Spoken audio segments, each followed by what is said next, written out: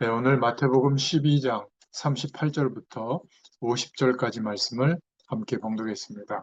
오늘 말씀의 제목은 가장 큰 복, 가장 큰 죄라는 제목입니다.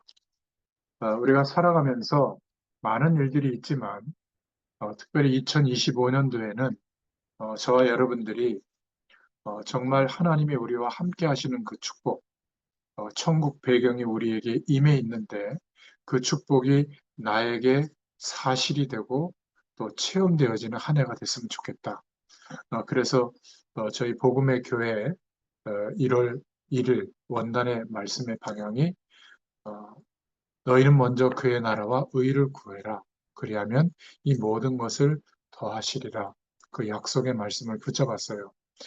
천국 백성으로 우리를 불러주셨고 예수님을 그리스도로 믿는 믿음 안에서 성령으로 하나님께서 우리와 함께 하시면서 이제 단순히 생각 속에서만 함께 하는 게 아니라 실제로 하나님의 영, 성령으로 함께 하시기 때문에 이 사실을 24시간 인정하고 가장 중요한 그 은혜를 구하고 바라면 하나님께서 역사하십니다.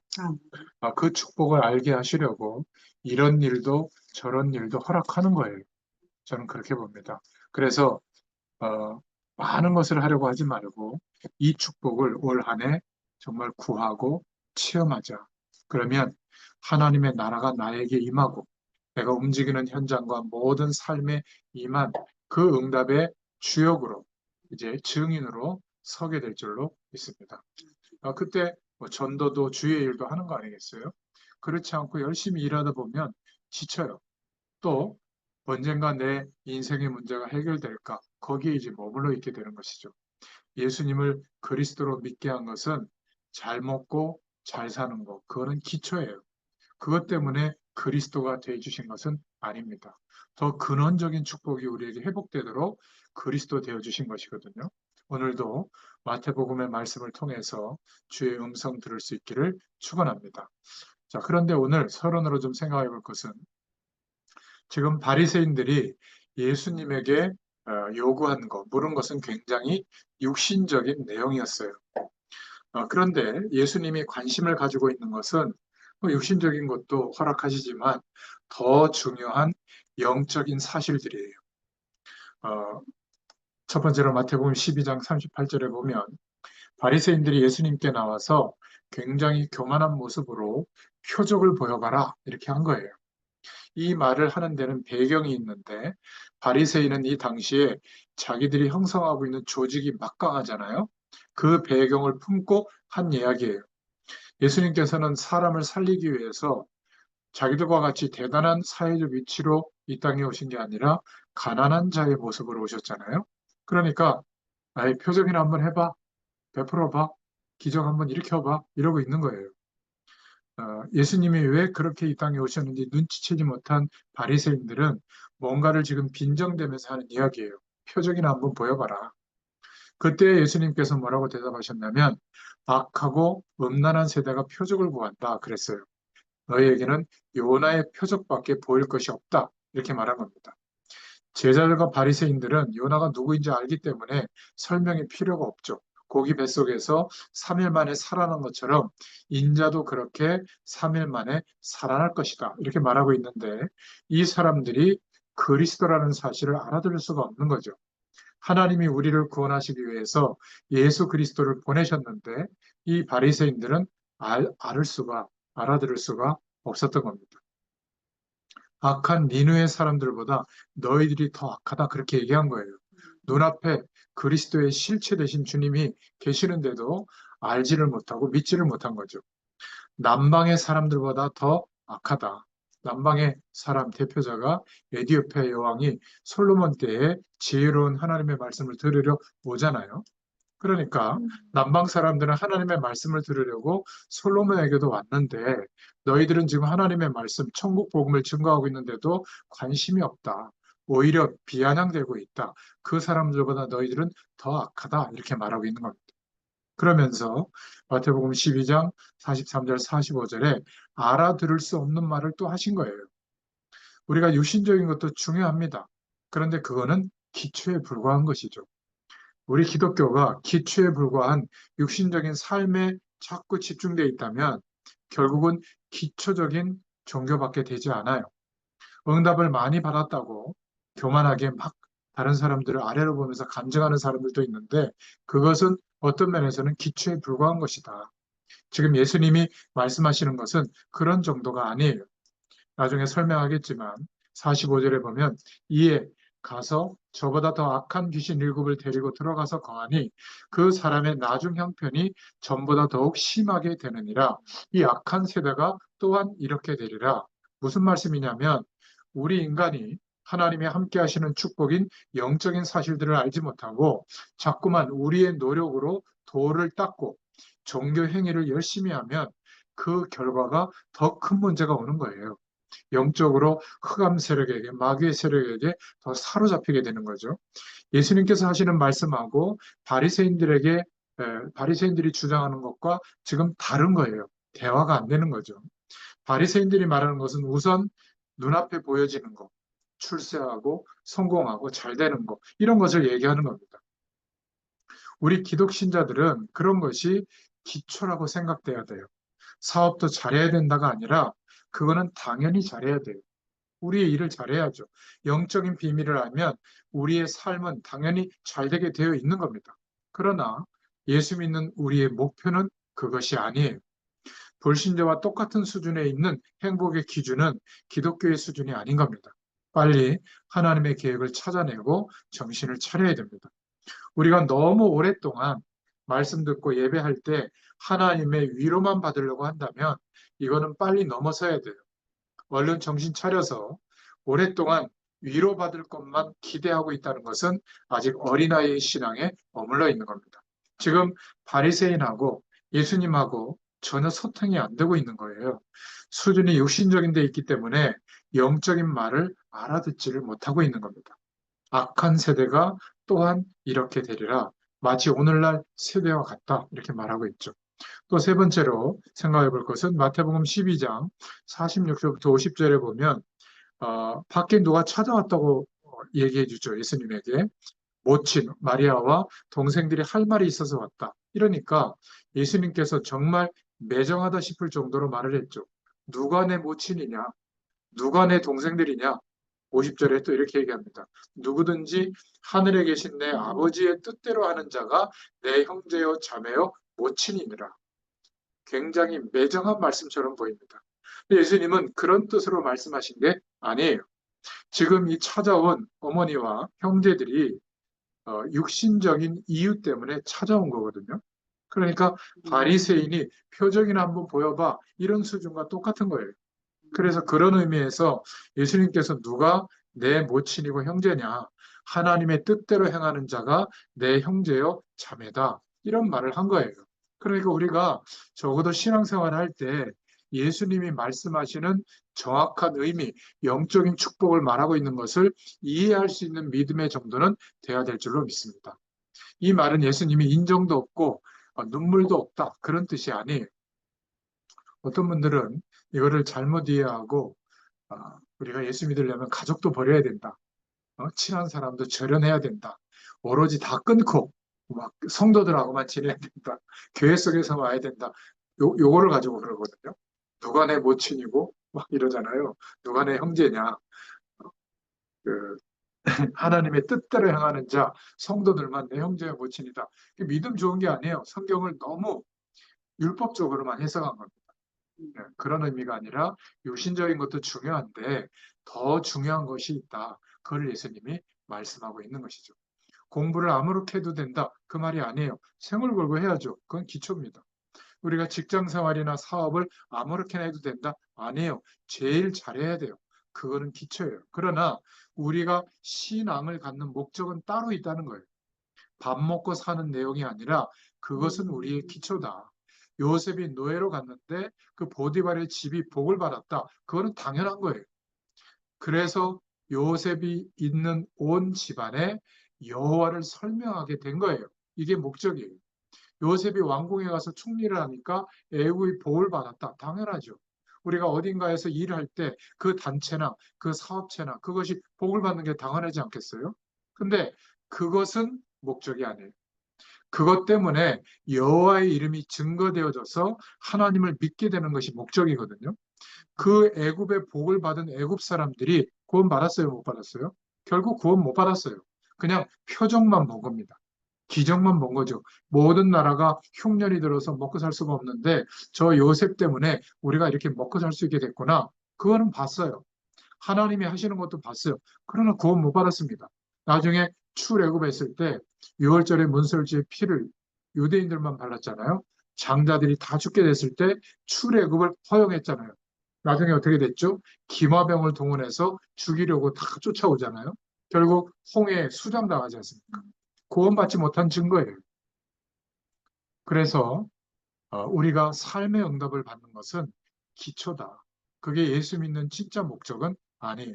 오늘 저와 여러분이 하나님의 말씀을 잘 붙잡고 정말 바른 기도를 시작해야 될 줄로 믿습니다. 오늘 하나님의 말씀을 붙잡고 저와 여러분이 영적인 문제가 해결되기를 예수님의 이름으로 축원합니다. 자, 그러면 하나님의 자녀요, 그리스도와 함께하는 하나님의 백성은 어떤 축복을 받아야 될까? 세 가지로 이해를 해야 되겠습니다. 첫 번째입니다. 육신적인 응답을 많이 받는 것이 우리가 믿는 기독교의 전부인가? 아니에요. 우리 기독교가 그런 식으로 흘러가면 안 됩니다. 그러면 종교 중에 하나일 뿐이에요. 생명의 답을 줄 수가 없는 겁니다. 오히려 무속인들을 따라가거나 귀신의 세력을 따라가면 당장 눈앞에 뭔가 반짝 잘 되는 것처럼 보이는 것들이 많거든요. 그런 것과 견주어 봐도 비교적 기독교인들이 육신적인 것을 간정하면 못 쫓아가요. 아니, 대그룹 회장들 쫓아갈 수 있겠어요? 예수 안 믿어도 그렇게 경제적 부를 얻는데 주로 그런 걸 간정하잖아요. 기독교가 그런 식으로 흘러가면 안 됩니다. 신앙생활 하면서 어떤 일이 일어나는지 정확히 알아야 돼요. 영적인 것을 모르고 열심히 신앙 행위를 하면 도를 닦으면 더 큰 문제가 오는 거예요. 흑암 세력이 더 덮치는 통로가 되죠. 육신적으로 성공하는 그 자체는 복음의 내용은 아니에요. 바리새인들은 온통 성공하는 것에만 관심이 있었죠. 이런 것은 기독교의 복음의 목표가 아닙니다. 불신자와 같은 목표를 갖는 것은 복음의 수준이 아니에요. 아직도 세상 배경을 기준으로 살고 있는 인생관의 기준인 것이죠. 그래서 우리가 말씀을 통해서 영적인 비밀을 알게 되면 세상에서 성공할 수 있게 되어 있습니다. 하나님이 주시는 성공이 오게 돼요. 복음을 정확하게 알고 있고 하나님이 함께 하시는 축복을 누리게 되면 우리 직장의 분위기를 바꾸게 됩니다. 끌 수 있게 돼요. 그렇죠? 끌려가는 게 아니라. 그렇지 못하고 있다면 빨리 정신 차려서 우리의 삶에 하나님이 허락하신 하나님의 계획을 찾아야 될 줄로 믿습니다. 어떤 훌륭한 지도자도 이러한 영적인 비밀을 모르면 성공할 수가 없었죠. 대그룹 회장도 너무 힘든 결정을 할 수가 없으니까 피해가 기업 전체에 오니까 자기가 자살하면서 생을 마감하는 그런 결정을 하는 기업 총수들도 있었잖아요. 대통령도 그렇고요. 그러니까 성공했다고 해서 그것이 복이 되는 게 아니라 더 큰 코너로 몰아붙이는 그런 결과가 오게 될 수도 있는 겁니다.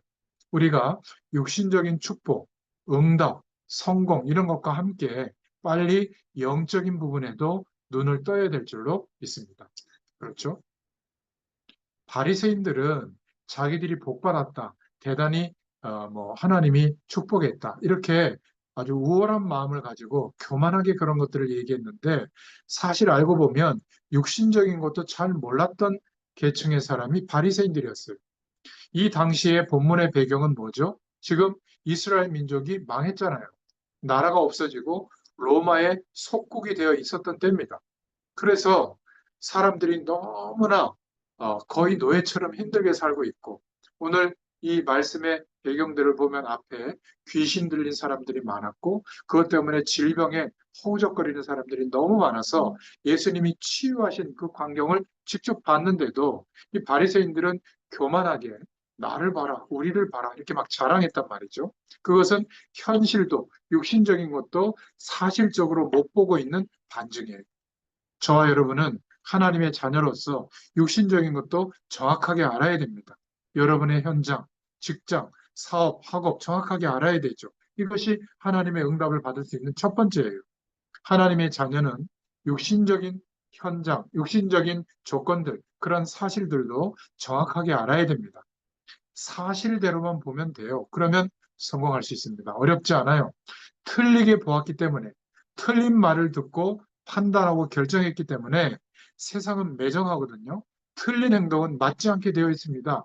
그러니까 실패가 오는 거예요. 정말로 하나님의 자녀는 육신적인 사실도 정확해야 될 줄로 믿습니다. 주는 그리스도시요 살아계신 하나님의 아들이십니다. 이 고백을 어디서 한 줄 아세요? 가이사랴 빌립보라고 하는 지역. 그러니까 가이사 황제 이름과 빌립 왕의 이름을 따서 어, 이름을 지은 도시, 가장 육신적인 조건이 잘 갖춰지고 그것이 왕성하게 사람들에게 전달되고 있는 도시에서 예수님이 물으신 거예요. 사람들이 누구라고 하느냐? 나를. 너희들은 그러면 나를 누구라고 하느냐? 그때 베드로가 주님은 그리스도십니다. 살아계신 하나님의 아들이십니다. 바요나 시몬아 내가 복이 있구나. 이를 내게 알게 하니는 혈육이 아니요 하늘에 계신 내 아버지시니라. 가장 육신적인 기준이 팽배해 있는 가이사랴 빌립보 지역 그 현장에서 가장 영적인 축복에 대해서 물으신 거예요. 이게 기독교인이 성공하는 비밀입니다. 지금부터라도 사실대로 하면 될 줄로 믿습니다.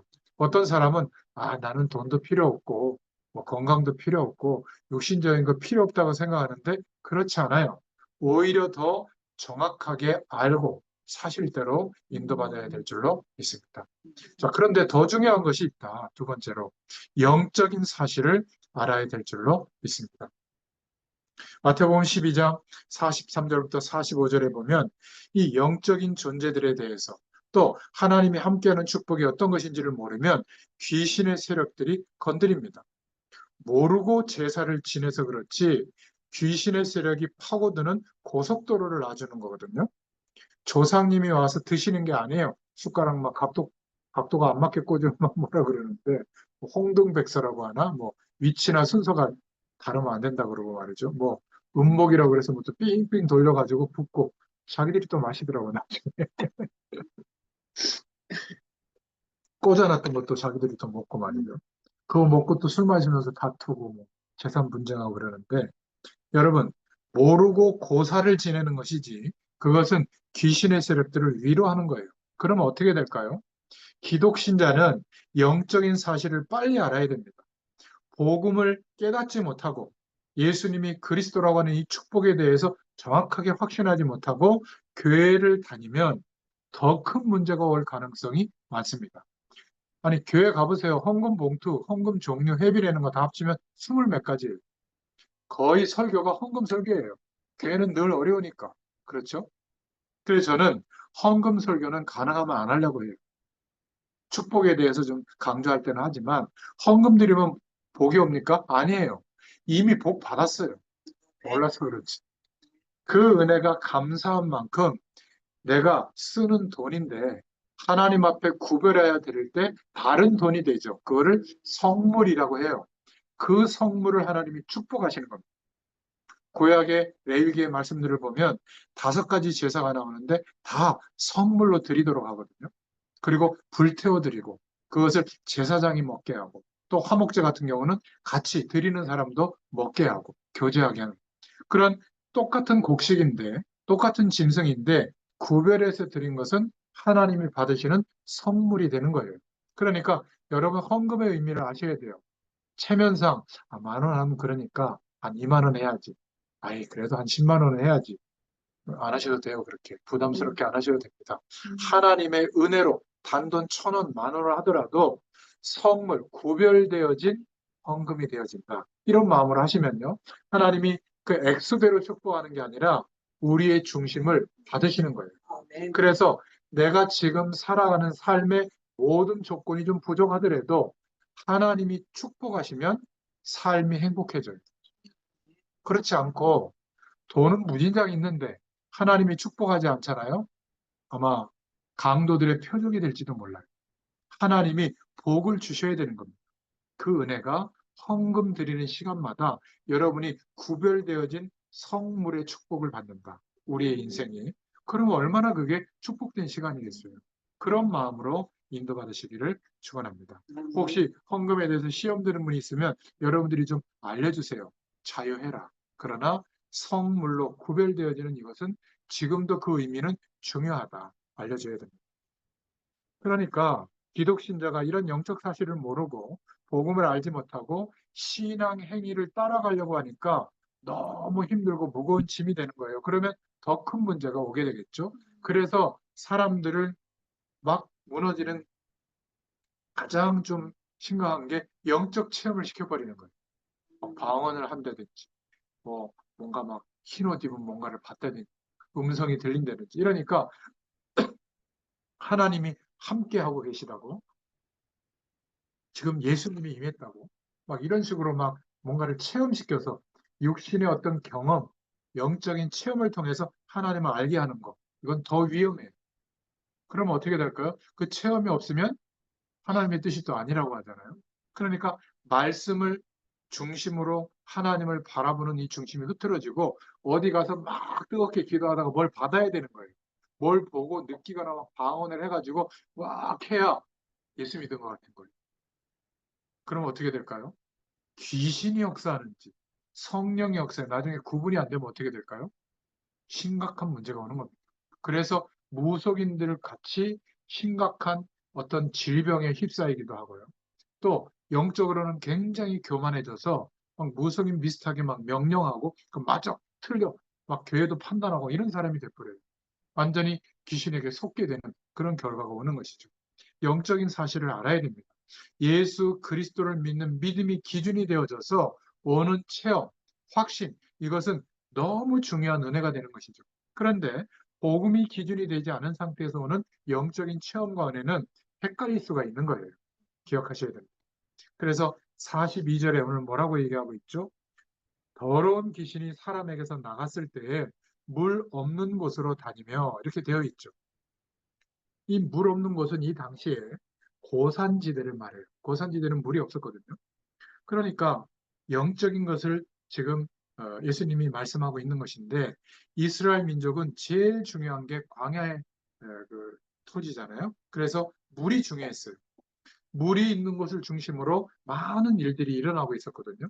근데 물 없는 데로, 물 없는 곳으로 이 귀신이 다닌다 이렇게 표현했는데 물 없는 곳에는 항상 물 때문에 불평하고 불만이 일어나고 다툼과 싸움이 벌어져요. 물이 너무 귀하니까 물 가지고 다투는 거죠. 불평하고 원망하고. 그것을 보고 악한 귀신들이 들어온다 그 말이에요. 불평, 불만, 싸움이 벌어지는 곳.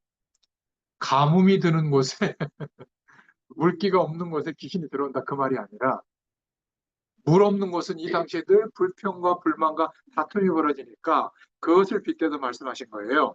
악한 귀신의 세력이 더러운 귀신이 사람에게서 나갔다가 이렇게 불평, 불만, 염려, 걱정, 싸움이 벌어지는 그 마음의 심령에 들어온다 이렇게 말하고 있죠. 그러면서 세 번째로 쉬기를 구하되 이렇게 말하고 있잖아요. 이 말은 영적으로 나태해질 때 당한다 그 말이에요. 게으른 것은 굉장히 영적인 문제입니다. 마음이 풀려서 낙심하는 것, 그것은 굉장히 영적인 문제가 될 수 있는 거예요. 사람이 한번 거짓말하기 시작하면 계속 거짓말해야 모면이 되잖아요. 그래서 리플리 증후군이라고도 있는데 거짓말 증후군이 있어요. 모든 게 거짓말로 살아요. 그게 습관이 돼가지고 또 본인이 거짓말하면서도 그렇게 된다고 믿고 있어요. 신기하죠. 그런 심리적, 정신적 어려움도 있는 사람들이 있습니다. 이것은 굉장히 영적인 문제가 오는 거예요. 그렇기 때문에 나중에는 피할 수 없는 문제에 사로잡히게 되는 겁니다. 44절에 이에 가로되 내가 나온 내 집으로 돌아가리라 하고 와보니 예수님이 지금 귀신이 하는 짓을 설명하고 있는 거거든요. 그 집이 비고 소재되고 수리되었거늘 집이 비었다, 소재되었다, 수리되었다는 말이 어떤 의미일까? 이게 굉장히 중요한 말이거든요. 비워지고 소재, 청소되어지고 수리되었다. 종교를 말해요. 종교적 열심을 행하면 복음이 기준되지 않는 신앙행위, 그 종교적 열심을 행하면 마음이 비워져요. 또 종교적 열심을 행하면 우리의 삶이 좀 깨끗해져요. 바르게 살 수 있잖아요. 또 종교적 노력을 기울이면 삶의 태도나 인생이 수리되어 고쳐져요. 그게 빈집이에요. 성령으로 함께하는 상태가 아니라 마음을 비우고 깨끗하게 살고 착하게 바르게 사는 것, 여기에 귀신의 세력이 파고드는 거예요. 가장 영적 세력이 역사하기 좋은 겁니다. 우리 심령 안에 착하고 바르고 비우고 청소하고 수리되는 것보다 더 중요한 게 뭐죠? 성령으로 충만해져야 되는 거예요. 하나님이 나와 함께 하시는 은혜로 구하고 그 축복이 우리에게 가득해지는 것이 비워지고 청소되고 고쳐지는 삶보다 더 중요한 거예요. 그런데 성령으로 함께 하시는 축복이 없이 착하고 바르고 깨끗하고 이렇게 살면 어떻게 될까요? 완전 귀신의 밥이 됩니다. 굉장히 중요해요. 그러니까 영적인 질병을 말하는 거거든요. 귀신이 사로잡는. 정신적인 병은 여러 가지 종류가 있습니다. 그러나 그 정신적인 병도 사단의 세력이 장악했을 때는 영적인 질병화 되는 거거든요. 다 정신적인 질환이 영적 질병으로 되는 것은 아니에요. 그러니까 딱 그 구분이 명확하진 않지만 기억해야 됩니다. 종교에 빠진다. 집을 비우고 수리하고 고치고 이게 바로 종교 행위를 말하는 겁니다. 복음도 모르면서 늘 기도하고 복음도 모르면서 늘 구제하고 복음도 모르면서 늘 열심히 막 주의 종을 섬기고 나중에는 사람의 종이 되잖아요. 시험은 더 들어요. 열심히 한 사람들. 제가 교회에서도 보면 저 학생 때 뒷자리에 앉아서 그냥 예배도 대충 나오고 이랬던 애들이 나중에 보면 20년, 30년 동안 교회에 여전히 뒷자리에 앉아 있어요. 결혼해서. 근데 막 턱 밑에 앉아서 아멘하고 막 거품 물고 막 신앙생활하고 찬양하고 막 교회 일 다 하고 온데간데 없어요. 또 결혼도 이상한 사람하고 하더라고요. 바로 그리스도라고 하는 복음의 기준 위에서 신앙 행위를 한다면 이것은 정말 믿음이 상승되는 중요한 행위가 되지만 복음이라는 기준이 없이 종교에 빠진 것처럼 비우고 청소하고 고침받은 것처럼 열심히 신앙생활하면 어떻게 될까요? 나중 형편이 더욱 심하게 되느니라. 45절에 이에 가서 저보다 더 악한 귀신 일곱을 데리고 들어가서 거하니 그 사람의 나중 형편이 저보다 더욱 심하게 되느니라. 이 악한 세대가 또한 이렇게 되리라. 기억하셔야 됩니다. 교회 다니면서 큰 봉사 많이 못해도 돼요. 교회 다니면서 복음이 없으면 이런 문제가 덮치게 되는 겁니다. 여러분들이 복음을 못 깨달으면 이런 문제가 나도 모르게 완전히 사로잡게 돼요. 예수 믿고 망한 게 아니라 교회당만 다니다가 망한 거예요. 그런데 예수 믿어봐야 별거 없다고 말하거든요. 그렇지 않습니다. 예수를 정말 믿으면 절대로 망할 수가 없어요. 그건 거짓말입니다. 왜 그렇죠? 제 얘기가 아니라 주 예수를 믿으라. 그리하면 너와 내 집이 구원을 얻으리라. 우리 권사님은 여기에 증인이시잖아요. 처음 예수 믿으면서 온갖 핍박과 가정의 형편의 어려움과 이거를 끌어안고 한 30년, 40년이 지나왔는데 이제는 손주들까지 다 복음 안에서 이 신앙의 중심과 색깔을 가지고 인도받고 있잖아요. 이게 큰 증거예요, 사실은. 이렇게 자녀와 부모가 같이 현장에서 말씀 운동 속에 이렇게 있을 수 있다. 이게 쉬운 게 아닙니다. 이거는 기적 중의 기적이에요. 신앙의 색깔이 다르면 한 곳에 예배하기도 어렵고 내 신앙이 더 옳고 엄마 신앙은 안 오라. 내 신앙은 옳고 자네들 너희 신앙은 안 오라. 이렇게 해야 돼. 이러다가 다투다가 우리 모이지 말자 이렇게 돼버리거든요. 근데 이 과정은 하나님께서 오랜 시간 우리 권사님의 기도를 통해서 복음으로 하나 되는 축복을 허락해 주신 거예요. 더 이상 저주의 세력이 파고들 수 없도록 역사하신 겁니다. 우리 복음의 교회 모든 성도들도 이러한 축복을 허락해 주실 줄로 믿습니다. 여러분, 진짜 예수 믿고 나서부터 저는 문제는 여전히 있지만 그 문제에 빠지지 않게 됐어요. 부족한데도 불구하고 하나님은 저희 가정을 축복하고 계시고 이제 저희 복음의 교회를 축복해 주고 계세요. 아니, 복음의 교회 성도들은 참 연약해요. 정말 연약하고 부족하고 저를 닮아서 그런데 이 모양 저 모양으로 하나님이 막 이렇게 복음의 교회를 위해서 기도해 주시고 막 이렇게 헌신하시고 싶은가 봐요. 그것이 모아져 가지고 우리가 임대보증금도 내고 또 인테리어도 하고 또 음향도 하고 지금 그렇게 인도받고 있는 겁니다. 목사님들 모셔서 예배 드리는데도 한 300만 원 가까이 그 행사 치르는데도 비용이 들어가요. 근데 그런 것도 다 채워지도록 하나님이 이 모양 저 모양으로 역사해 주시는 거예요. 제가 워낙 걱정을 안 하고 있기 때문에 저희 교회 성도들도 걱정 안 하고 있거든요. 너무 걱정을 안 해요. 근데 하나님이 역시나 해결해 나가고 계세요. 그 얼마나 감사합니까? 저는 이것을 성도들에게도 제 믿음의 동역자들 또 목사님들 있거든요. 막 얘기합니다. 그러면 참 신기하다고. 신기한 게 아니라 그건 당연한데 우리가 그것에 대해서 교회도 하나님이 하신다고 하는 증인으로 서야 될 줄로 믿습니다. 너무 간단해요. 하나님이 안 주시면 딱 그만큼만 하면 돼요. 멈추면 돼요. 근데 우리 핵심되는 우리 집사님 권사님이 그 안수 집사님이 딱 저하고 신앙이 비슷해가지고 딱 주님 주시는 그만큼만 하려고 해요. 그러니까 얼마나 감사합니까? 신앙의 색깔이 비슷하니까. 저랑 근 10년 가까이 현장에서 말씀 운동했기 때문에 안 같을래야 안 같을 수가 없죠. 억지로 말씀 운동을 할 수가 없잖아요, 현장에서. 함께 복음을 누리다 보니까 말씀 전하는 자나 듣는 자나 신앙의 중심과 색깔이 비슷해져 버렸어요. 그게 큰 축복이더라고요. 여러분, 우리가 정말 이 축복을 기억해야 될 줄로 믿습니다. 기억해야 됩니다. 육신적인 것도 우리가 정확해야 돼요. 눈물을 흘리고 다녀야 사람들이 바리새인들이 교만한 것, 그거는 육신적인 것도 잘 못 본 겁니다. 로마의 속국이 되어서 나라도 없는 주제에 울고 다녀야 되는데 교만하게 예수님께 나타나서 기적 좀 한번 보여봐. 이런 식으로 나온 거죠. 한마디로 영적인 지식이 너무 없고 무식한 겁니다. 자기들은 유식하다고 하지만 그렇지 않은 거죠. 승리할 수가 없는 겁니다. 설명을 많이 안 해도 여러분들 안에 성령께서 깨닫게 해주실 줄 믿습니다.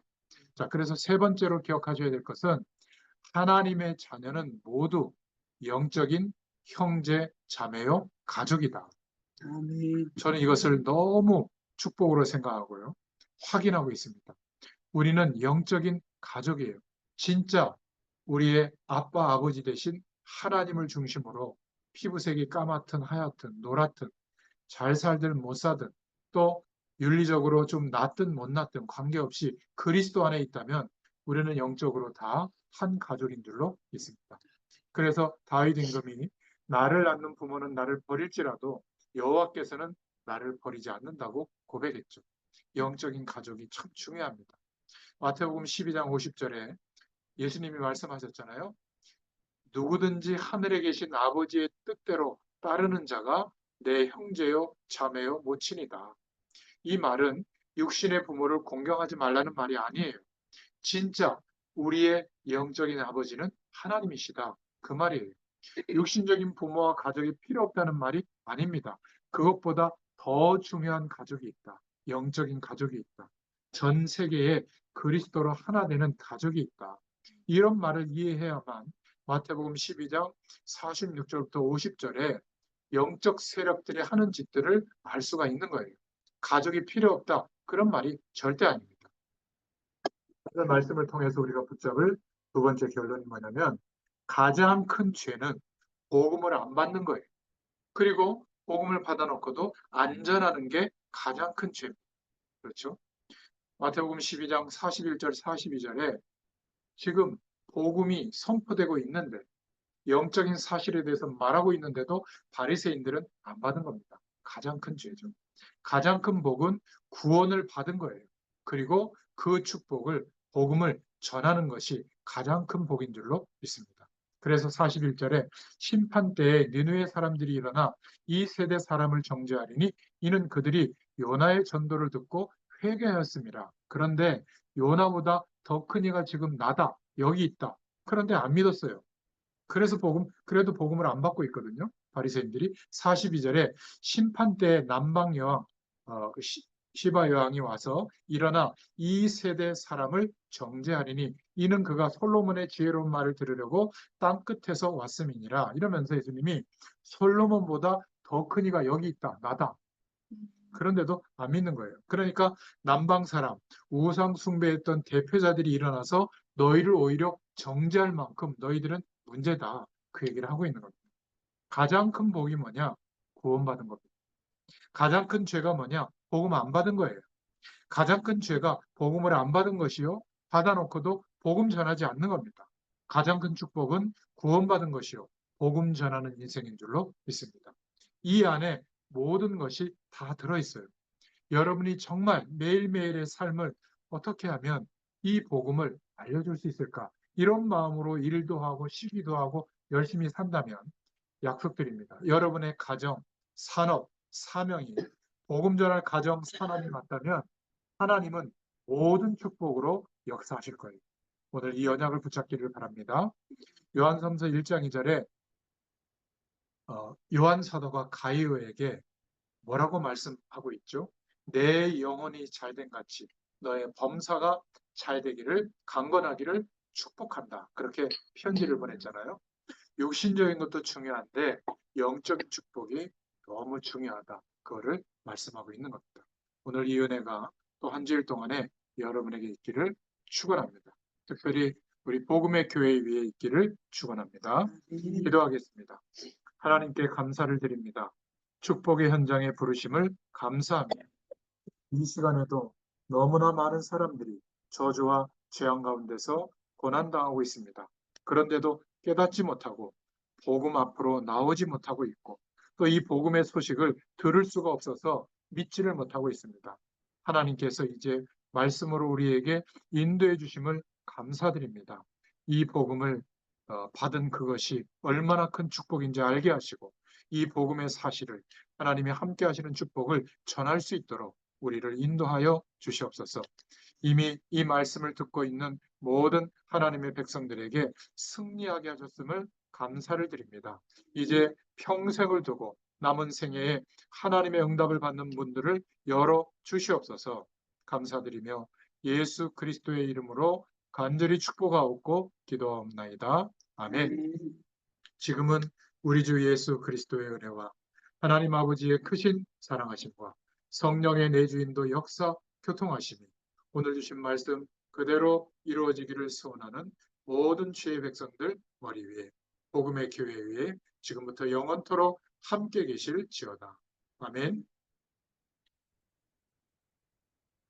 감사합니다. 감사합니다. 감사합니다.